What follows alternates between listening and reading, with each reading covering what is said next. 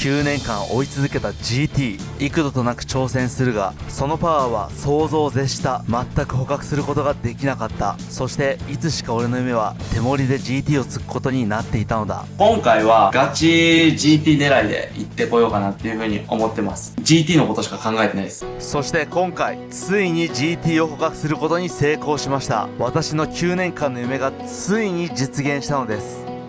というわけで手盛りで GT を突く瞬間をとくとご覧あれ。その時はいきなりやってきました。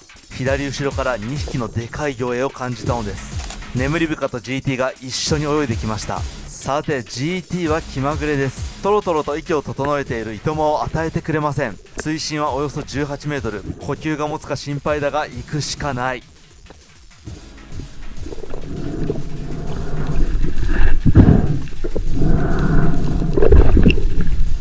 潜行開始。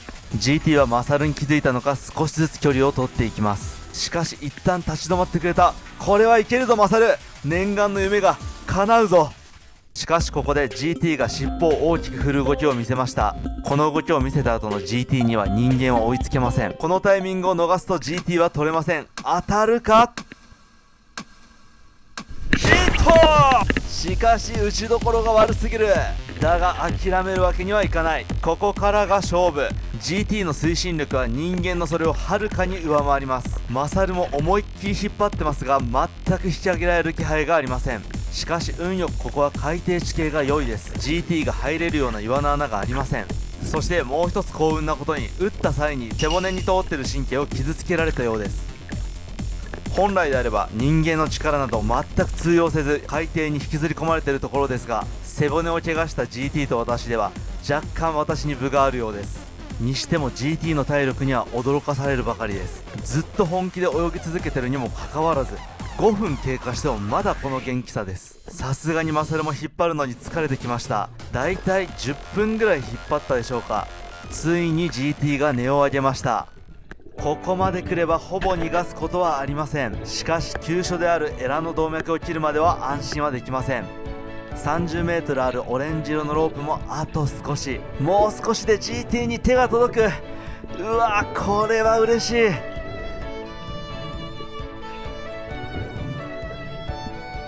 さてあと GT との距離は森だけだ。にしても銀色に輝いててめちゃめちゃ綺麗やな。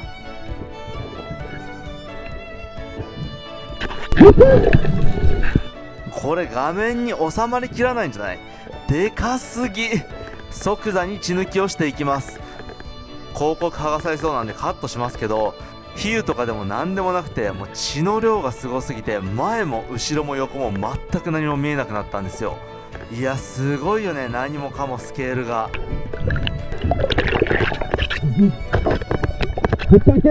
6年前の俺、ついに手盛りで GT を取れたぞ。6年もかかったけどな。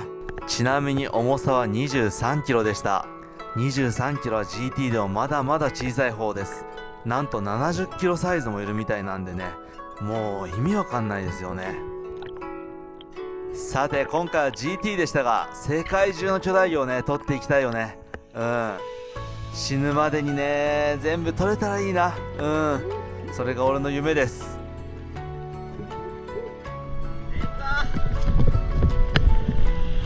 でっか。よいしょ。これです。人間と同じではないですけどだいぶでかい。やばくないこれ。マサル。何？マグロジャッキ絶賛発売中。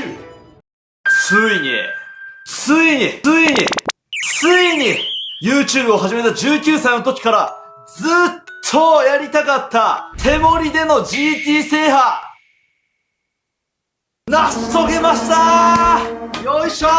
ここまで長かったですね。はい。ほんまにね、もうめちゃめちゃ初期の頃から見てる人は、どんぐらい GT を狙ってたかっていうのがね、わかると思うんですけども、8年越しでですね、ようやく手盛りで GT をつくことができました。はい、めちゃめちゃ嬉しいです。今までもね、動画上で何匹もついたことありましたけど、毎回手盛りが破壊され、結局回収できないっていうのがね、ずっと続いてたんですけども、今回なんと、回収まですることができました。めちゃくちゃ嬉しいね。ただね、ちょっと取れたタイミングが最悪でして、スタッフの方がね、みんなで沖縄に行ってるタイミングで、僕は一人でね、魚好き行ってたんですよ。本当やったらみんなで喜んでるところ撮りたかったし、自分で撮った GT を食べたかったんですけども、僕も次の日予定がありまして、GT は競りに出されまして、本当に自分で撮った GT さばきたかったんですけど、今日はですね、全く違う GT をね、さばいていこうと思います。ということで、早速、観察していきましょう。はい、こちらが誰かが撮った GT でございます。重さは23キロ。奇跡的になんですけども、僕が撮った GT と全く同じ重さですね。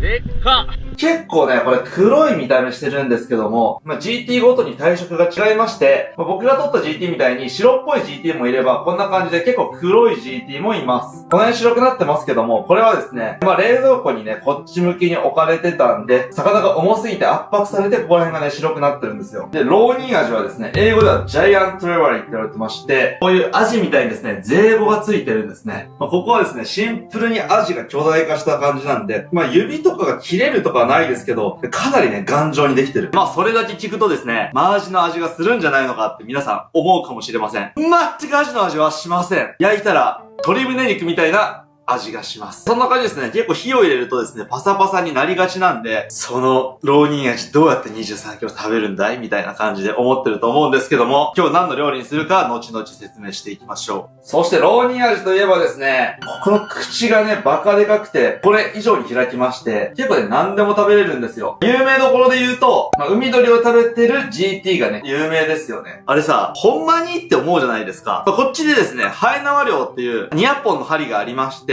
どうせ破棄するブダイの頭とかをですね、200個つけて流していく漁法があるんですけども、このブダイの頭、普通に GT が丸飲みできるみたいで、結構それでね、GT が釣れるんですよ。釣れてもね、安いんで、もう競り値で10円とか20円とか、超高くて450円とか、にしかならないんでね、仲買いの人が買える値段なんですけども、なかなか漁師としてもね、GT 釣れたわってなったりするんですけども、僕らが魚釣りして、釣いた魚はですね、引っ掛けるところがあって、そこに引っ掛けて、引っ張って潜ってるんですけども、その引っ掛けてある魚にもね、容赦なくね、食いついたりしますから、もうあいつやばいからね。でかいやつ、島ではの話なんですけども、海で出会ったら普通に怖いもん。ということですね、GT の話、これ以上続けても皆さん退屈かと思いますので、早速、さばいていきましょう。さて、それでは、鱗を取っていきましょう。ちなみに GT はですね、シガテラ毒に当たる可能性があります。なんで、とりあえず、今日ちょっとパパッとね、4、5切れ食べてみて、大丈夫だったら、明日しっかりとね、料理していこうと思います。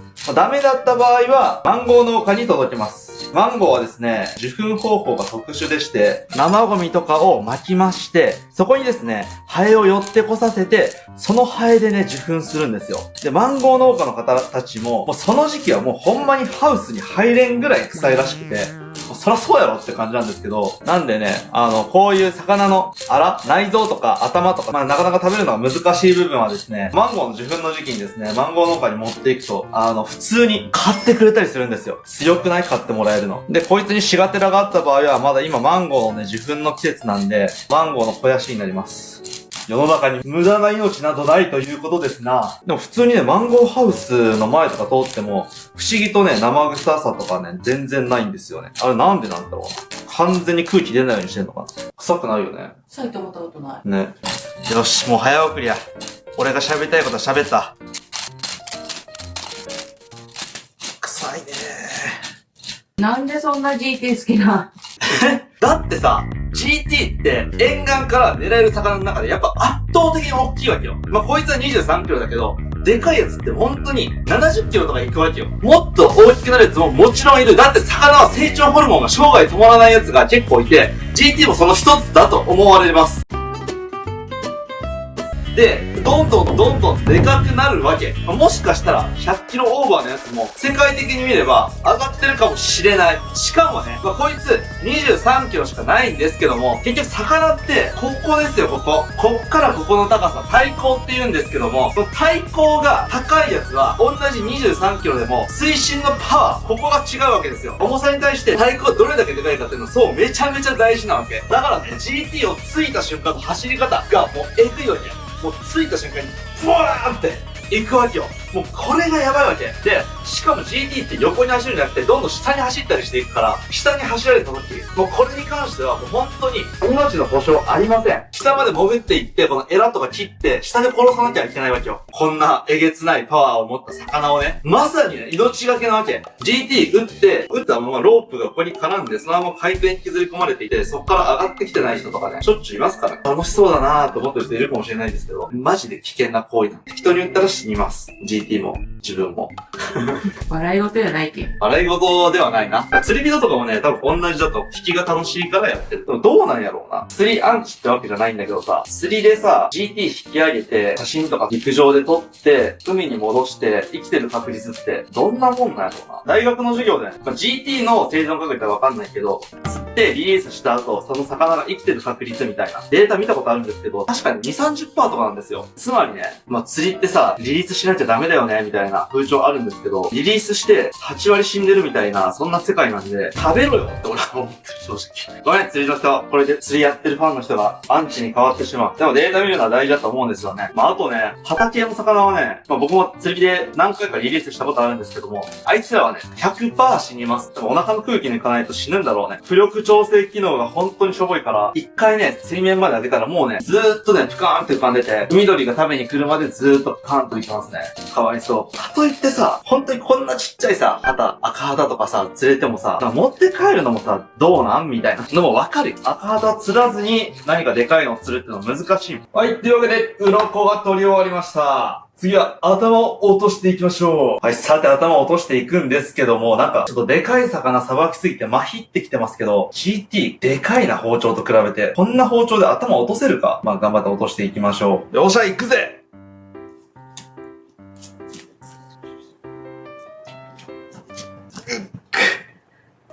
無理だわな。いや、骨が太すぎるな。これはね、切ったら歯が悪くなる。よいしょ。これで OK。ここにもありますね。でっかい骨が。これあばら骨です。これで OK。これで反対側行きましょう。さて、ここから切っていきましょうか。普通魚のあばらが切れないなんてことはないんですけどね。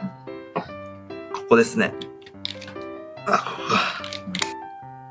こか。くそ。あばらがいっぱいある。デバでやると切れなくはないんですけど、しっかりかけるんですよね。OK。さて、それでは繋がっているのは、背骨だけになりました。背骨をですね、ぐるんと回せば、引きちぎれますんで、いきます。こいつ、なんて、強情なやつなんだ。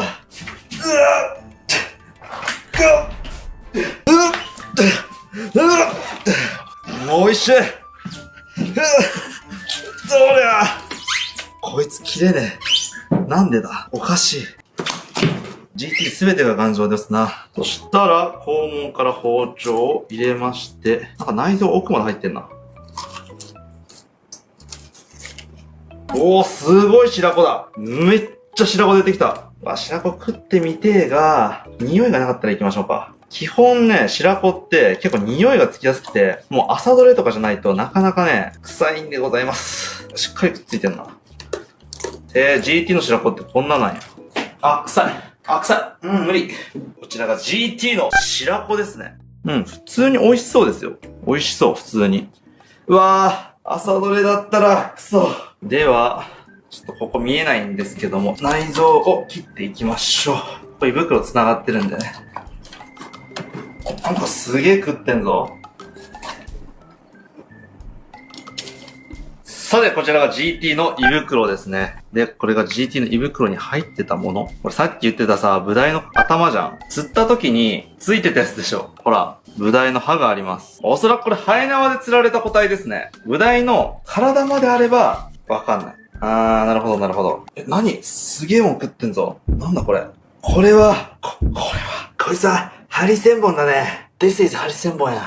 なんでハリセンボンかわかると言いますと、これハリセンボンのね、針ですね。そんなに大きくないので、ロズラハリセンボンの 500g ぐらいの個体を食べたんでしょうね。GT の胃袋ってですね、すっごい分厚くてですね、これ食べたことあるんですけど、2層あるんですけども、この下の方ね、こっちはね、ミノに近い味がする。つまりですね、めちゃめちゃ分厚い胃袋を持ってるわけですよ。ただ、ハリセンボンの針が大丈夫って、これはちょっと衝撃的。せっかく食われんように貼り付けたのに意味なかったな。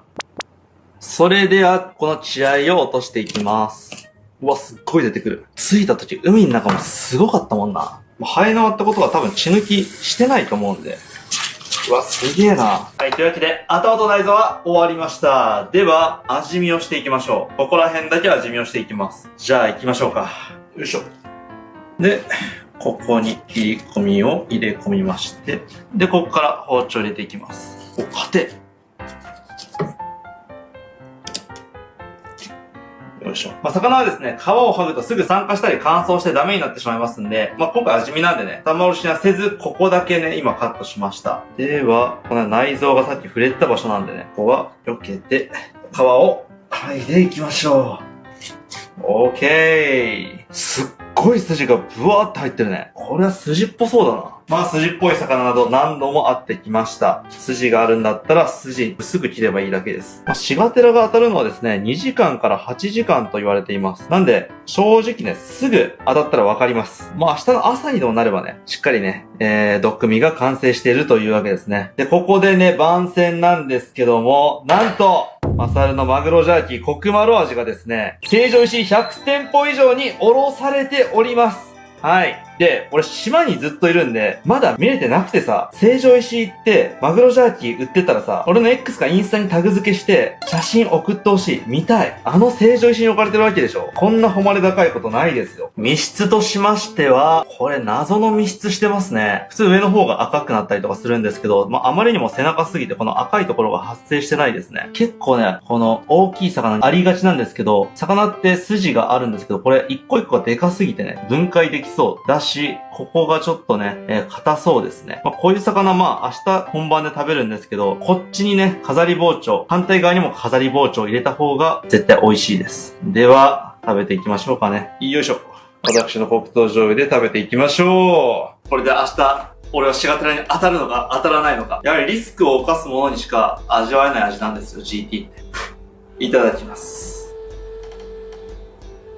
こりゃびっくら仰天だな。食感、そして香り、そして旨味、すべてにおいてうまい。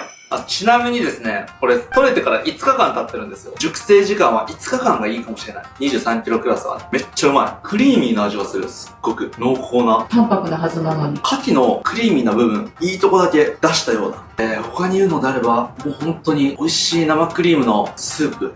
これは、GT がこんな上手くなることあるんや。すげえな。めちゃくちゃうまい。てかさ、山口のさ、あんなど田舎に住んでた俺らがさ、まさかさ、成城石井にさ、マグロジャーキーを置いてもらえる立場になる日が来るとはね。すごいよね。まだ信じらんないね。そう、本当にお土産屋さん、那覇空港とか、沖永良部空港、鹿児島空港にも置いてもらったりとか、あと、もう沖永良部島のね、各種お土産屋さんとか、鹿児島県の各種、いろんな場所に置いてもらってるんですけど、なんかもう、そこ通りすがると、俺じゃんってちょっと嬉しいよね。これも、皆さんがね、動画いつも見ていただいてるし、マグロジャーキーを買っていただいてるからなんですよね。水産工場作るぞとか言ってた頃はもう、天才の俺が頑張るしかねえなとか思ってたけど、マジで、一人じゃ何もできないなって、めちゃめちゃ壁にぶち当たりまくって、僕は完全に考えが変わりました。ほんまに、みんなのおかげです。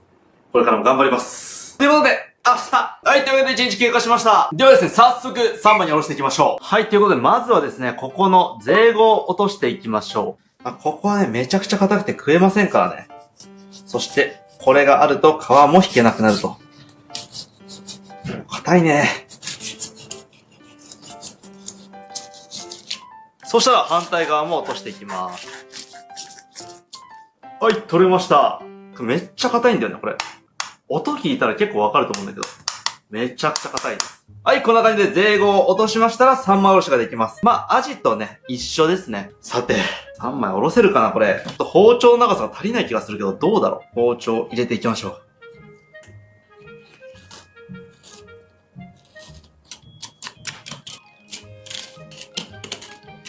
う。背骨までいったんで、いけそうですね、3枚おろし。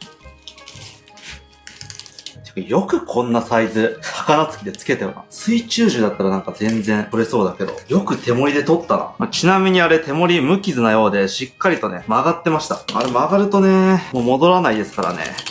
結構痛手です。ちなみに手盛りって、いくらぐらいすると思います？だいたいあれが6万ぐらいかな。なんか最近はね、いろんなものが値上がりして、10万円とか普通に超えてる手盛りとかもあったりするんですけど、どうなんだろうね。あれ、高いやつだと取りやすいとかあんのかな。この包丁で骨切れないんでですね、枝切りバサミを使っていきます。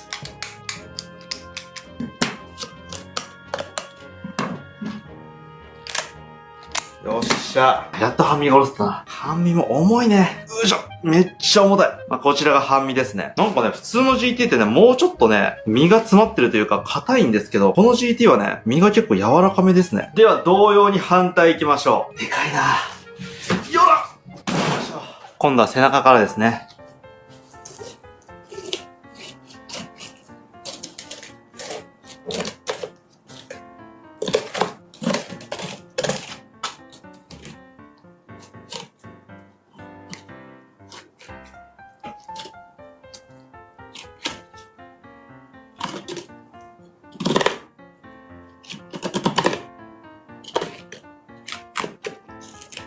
それではね、腹骨切っていきましょう。これでいけたんじゃないか？よーし、いけた。なんかね、こう見るとね、身がね、若干ピンクがかってるんですよね。なんか GT ってこんなピンクイメージなかったんですけど、ビンチョウマグロとかに似てんな。でも確かにね、若干ね、キハダマグロっぽいような味も感じたんですよね。はい、そうしましたら次はあばら骨ですね。あばら骨を取っていきましょう。では、切っていきましょう。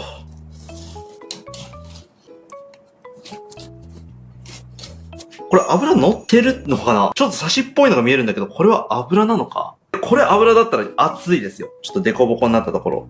油これ？ GT のハラミ。塩でいただきます。いや、うまいんかい。この GT レベル高えな。魚って同じ種類でも全然味が違くて、当たりの GT、ハズレの GT みたいなのがあって、ハズレの GT だったらまあもうちょっとこれは誰が食うんみたいな味がするんですけども、この当たりの GT、はるかに超えてる。まあカンパチで例えましょう。マーラナイスシアで出てきてもおかしくないレベルのカンパチ。スーパーに売ってるカンパチよりも全然美味しいぐらい。もう GT としても格が違うね。この GT を枕に入れたいぐらいうまいわ。いやーちょっと悩ましいな。まああんま GT って味ないんで漬けにしようと思ったんですけど、まあこれは漬けにしたらもったいないわ。あとでちょっと火入れたらどんな味になるか。これめちゃめちゃ気になるんで、南蛮漬けそのままやっていきましょう。さて、じゃあ血合い骨をね、取っていきましょう。どこまで入ってんだろう？ここまでかな？まあ一応取りましょうか、全部。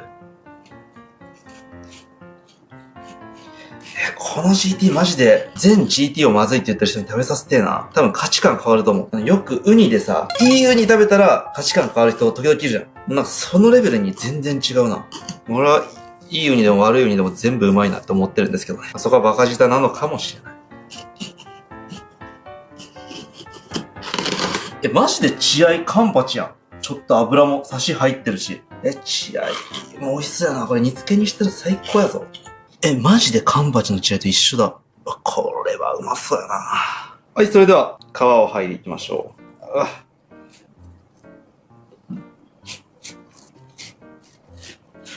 皮の下入った気がする。でかすぎて引くのむずっ。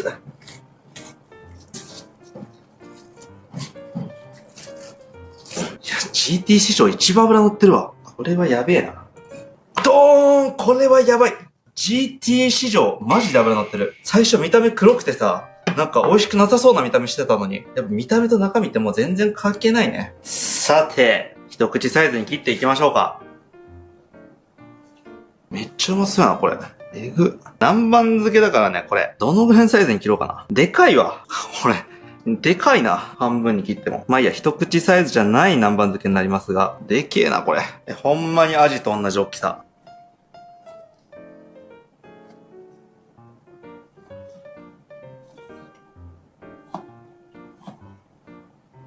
よし、オッケー。じゃあまずね、南蛮漬けから作っていきましょう。はい、片栗粉。こんなジューシーな GT をさらに揚げてしまって大丈夫なのだろうか。時々ね、ジューシーでもね、パッサパサになるやついますからね。これどっちに転ぶかわかんないんですよ。これ楽しいところですよね。オッケー。着火。セット。熱い。はい、では揚げていきましょう。これ油に入れてみてわかるわ。明らかにでけえ。これはうまそうやな。うわー、うまそうやな、これ。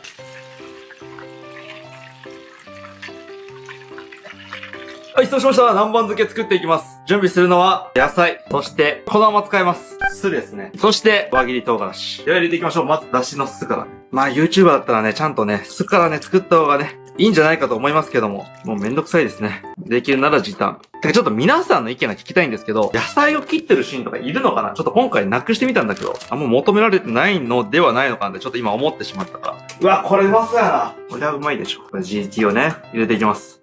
うわ、これ3食食っても飽きん気がする。これね、GT がね、でかいんよ、また。結構デカめのボールだけど満タンじゃない。満タンというか、酢に浸らないぐらいじゃん。全部使うか。で、まあ、20分くらいつけていきます。で、その間にですね、GT 丼作っていきましょう。さてね、次は漬け丼です。ちょっとね、ここ、腹膜がついてるんで、切りましょう。ここも若干腹膜が残ってんな。やっぱ5日間もね、熟成すると、腹膜はしっかりと臭いですからね。まあ、見た目はね、もう本当にブリっぽいな。さて、切っていくんじゃが、どうしましょう。でかいな。ちょっと、こうしよう。半分にしましょう。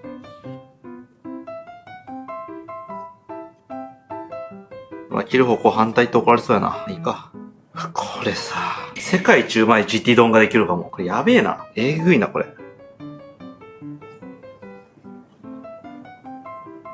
いや、これはやばいね。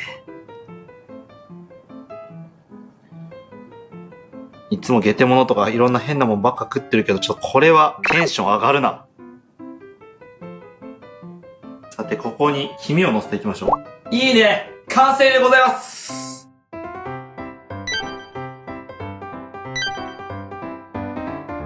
はい、というわけで完成しました。いただきます。うわ、GT 南蛮と GT 丼、楽しみやな。どっちから行こう。ちょっと悩むな。ちょっと GT 南蛮うまそうすぎるから、GT 南蛮から行こう。いただきます。でっかっ。ちょっと GT 南蛮脂っこすぎるわ。GT がね、ちょっと油ぎっしゅで、そこに油足してるから、脂っこいわ。ちょっと思ったよ。うまくはいかんな、世の中。あとね、でかい。今口、ギリギリだったわ。あ、濃いわ。いただきまーす。どうや？確かに、思ったより脂っこい。でもそんなに全然食べるに美味しいよ。ほんま？期待値が高すぎたのかもな。アジとかで食べてるから違和感があるんじゃない？確かにね。アジだと思うとよくわかんない味がする。何やこの味。きっかいの味がしますね。食べたことない。こちらね、醤油をかけていただきましょう。これはうまいだろ。どう考えても。刺身で食ってもうまいね。ちょっとね、GT 臭がするというか、若干ね、香りはあるんですけど。激うま。これはうまいわ。これはうまいね。激うまです。爆うまじゃん。ちょっと一つね、問題点は、ちょっと筋っぽいね。筋っぽくて硬いんで、飾り包丁入れた方がいいね。こんなうまい GT、初めて食べますな。爆うま。うまっ。うまいわ。南蛮と丼で食べていましたけど、俺の中でね、結論出ました。この GT ね、アジと思ったらね、アジの味では全くないです。完全にブリです。めっちゃブリ。はい、というわけで、ごちそうさまでした。いやー、これはね、GT の可能性を感じましたね。あんなでっかい白子が入ってて、基本的にはね、その身の栄養がね、白子にね、全部持ってかれて、身はスカスカになって味がないみたいなね、感じになるんですけども、これだけの味があるって、もうポテンシャルでしかないよね。こいつは3ランクじゃなかったらさ、もっとうまいわけじゃん。やばいね。いや、GT に関する考え変わったわ。というわけでね、念願の手盛りで GT ね、ついね、達成できましたね。はい。ということでね、最後までご視聴いただき、ありがとうございました。それでは、